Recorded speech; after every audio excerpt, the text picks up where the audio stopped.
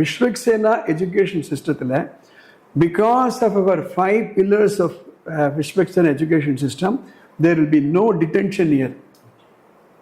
ஒரு ஸ்டூடெண்ட் நம்மள்ட்ட சேர்றாருன்னா அந்த ஸ்டூடெண்ட்டினுடைய எவாலுவேஷன்லாம் பார்த்து பீரியாடிக்காக மானிட்டர் பண்ணி 12th தான் இந்த ஸ்கூல் விட்டு அவங்க போகணும்.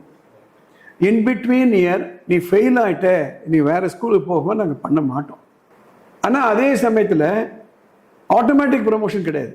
பாஸ் ஃபெயில்ன்றது மார்க் இல்லை. 35 மார்க் வாங்கினேன், 33 மார்க் வாங்கினேன், 35 மார்க் வாங்கி வர 8th 9th 10th கொண்டு வந்துட்டேன், என்ன பிரயோஜனம்? ஒரு பிரயோஜனம் கிடையாது.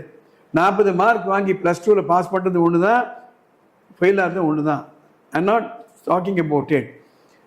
Did I fail to get a seat in NEET?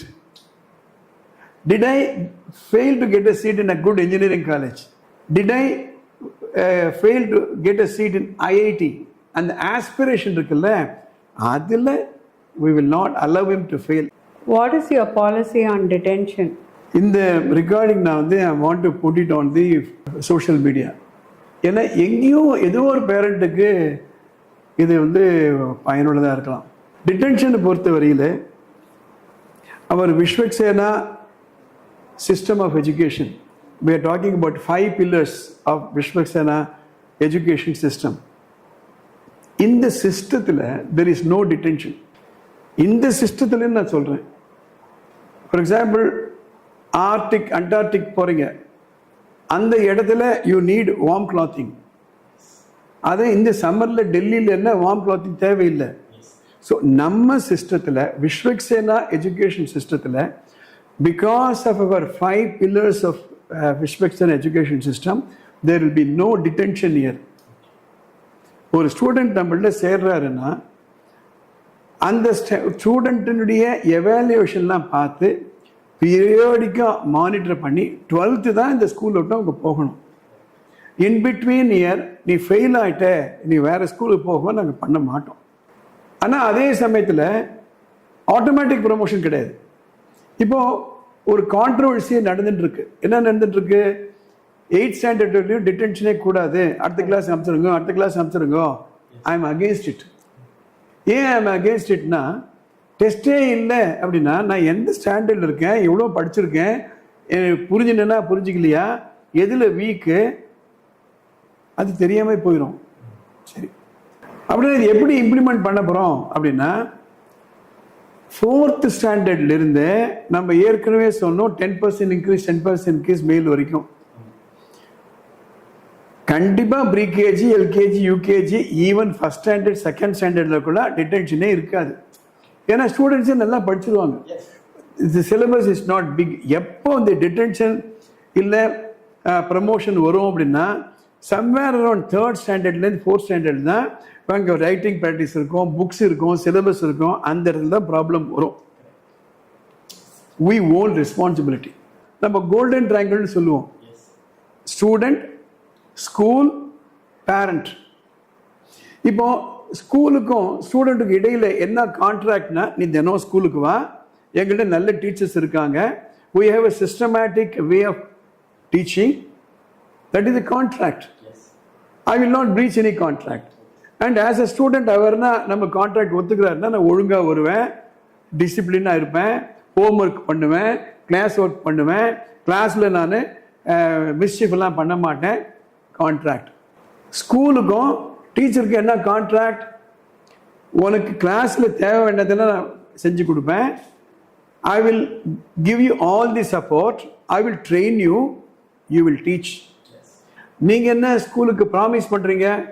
நான் ஹோம் ஒர்க்கு எல்லாம் கொடுப்பேன், கரெக்டாக மானிட்டர் பண்ணுவேன், என் கிளாஸ் ஒர்க் நான் பார்த்துப்பேன், என்னுடைய நோட்ஸ் ஆஃப் லெசன் பிளான் எல்லாம் நான் கரெக்டாக பண்ணிப்பேன், நான் ப்ரிப்பேர் பண்ணிட்டு தான் கிளாஸுக்கு வருவேன், நான் கரெக்டாக டீச் பண்ணுவேன், I will maintain eye contact, class கண்ட்ரோலில் மெயின்டைன் பண்ணுவேன். இது contract between the school and the teacher. Now we come to teacher on one side and the parent. இவங்களுக்குள்ள என்ன கான்ட்ராக்ட்னா, உங்கள் குழந்தைங்களை அனுப்புங்க, நாங்கள் டீச்சிங் கரெக்டாக பண்ணுறோம். பேரண்ட் என்ன ப்ராமிஸ் பண்ணுவாங்கன்னா, நீங்கள் சொல்லி கொடுத்து வீட்டுக்கு அனுப்புறீங்களா, நான் ஹோம் ஒர்க்லாம் பண்ண வைக்கிறேன், நான் அவருடைய செல்ஃபோன் நான் ரெஸ்ட்ரிக்ட் பண்ணுறேன், அனாவசியமாக டிவியில் நான் அதிக நேரம் செலவு பண்ண மாட்டேன். தினம் எங்கள் குழந்தையோட 2 மணி நேரம் 1 மணி நேரம் உட்காருவேன். So this is the contract. So we assure on behalf of Vishwaksena education system there will be no detention in Vishwaksena. First standard சேர்ந்தாச்சுன்னா 12th வரையில் ஏன் அப்படின்னா ஒரு டிடென்ஷன் என்பது ஸ்டிக்மா. I am responsible. ஒன்றுமில்லை, ஒரு ப்ராக்ரஸ் கார்டை நான் டிடைன் பண்ணி வச்சுக்கிறேன். அந்த பேரண்ட்டோட பேச வச்சுட்டு இருக்கேன். நான் ஏதோ ஒன்று சொல்லணும் அவர்கிட்ட. 10 பேரண்ட் அங்கே நிற்கிறாங்க, 9வது பேரண்ட் அங்கே போய் நிற்கிறாரு. அந்த டீச்சர் உங்கள் ப்ராக்ரஸ் கார்டு உங்கள் ப்ரமோஷன் கார்டு ஆஃபீஸில் இருக்குன்னு சொன்னால் அவருக்கு பக்கு பக்குன்னு இருக்கும். அவ்வளோதானா அவங்க குழந்தை ஃபெயில் ஆகிட்டாரா? அவருக்கு தலை குனிவு. அடிக்கடி ராதா மேடம் சொல்லுவாங்க, அந்த குழந்தையுடைய செல்ஃப் ரெஸ்பெக்ட் ப்ரெஸ்டிஜ் போயிடும். அந்த குழந்தைய டீடைன் பண்ணி அவனோட படித்து 29 பசங்க அடுத்த கிளாஸ்க்கு போயிடுவான். இவன் மாத்திரம் பழைய கிளாஸில் உட்காந்துருப்பான்னா எவ்வளோ மோசமான ஒரு சுச்சுவேஷன். ஸோ இந்த பாஸ் ஃபெயில் அப்படின்றது சும்மா ஒரு பேப்பரில் எழுதி கொடுத்துறதெல்லாம் இல்லை. அப்போல்லாம் நாங்கள்லாம் படிக்கும்போது at least all of us our old enough ஸ்கூலுக்கு போய் போர்டில் ஒட்டிடுவாங்க பாஸ் ஃபெயிலியர். எதிர் வரும்போது பையன் சொல்லுவான், டே நீ பாஸ்றான்ட்டா நான் போக வேண்டியதில்லை. எது ஒரு மாதிரி போனேன்னா சரி நமக்கு ஏதோ ப்ராப்ளம் போயிருக்கு, அங்கே போயிட்டு ஃபெயில் என்ன வீட்டுக்கு வரத்துக்கே நமக்கு கஷ்டமாக இருக்கும். So it's a very very emotional issue detention அப்படின்றது. So on behalf of Vishwaksena education system I repeat, இந்த சிஸ்டத்தில் நோ டிடென்ஷன். அதுக்காக நீ என்ன மார்க் வாங்கினாலும் அடுத்த கிளாஸுக்கு நான் ப்ரமோட் பண்ண முடியாது. ஒரு கிளாசிக் எக்ஸாம்பிள் நான் சொல்கிறேன். கொரோனா பீரியடில் 2 வருஷம் கிளாஸே நடக்கலை.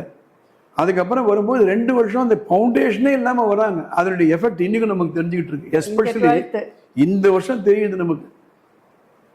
3rd ஸ்டாண்டர்ட் 4th ஸ்டாண்டர்ட்லாம் வரும்போது ஃபர்ஸ்ட் ஸ்டாண்டர்ட் செகண்டரி படிக்காமே வந்திருக்காரு அவர்.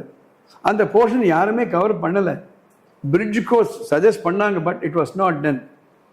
ஒரே ஒரு கிளாரிஃபிகேஷனை கொடுக்க விரும்புகிறேன்.